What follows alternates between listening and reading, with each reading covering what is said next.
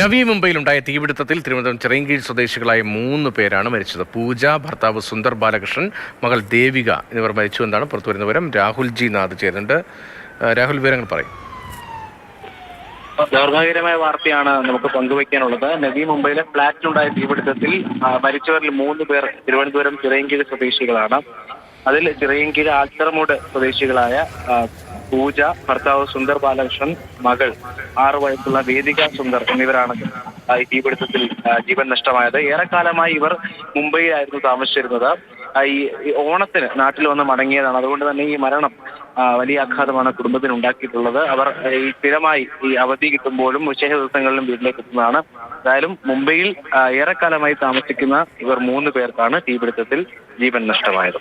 സങ്കടകരമായ വാർത്തയാണ്. നവി മുംബൈയിലുണ്ടായ തീപിടുത്തത്തിൽ മരിച്ചവരിൽ 3 പേർ തിരുവനന്തപുരം സ്വദേശികളാണ്. ചിറയൻകീഴ് സ്വദേശികളായ 3 പേർ പൂജ, ഭർത്താവ് സുന്ദർ ബാലകൃഷ്ണൻ, മകൾ ദേവിക എന്നിവർ മരിച്ചുവെന്നാണ് രാഹുൽ ജി നാഥ് റിപ്പോർട്ട് ചെയ്യുന്നത്.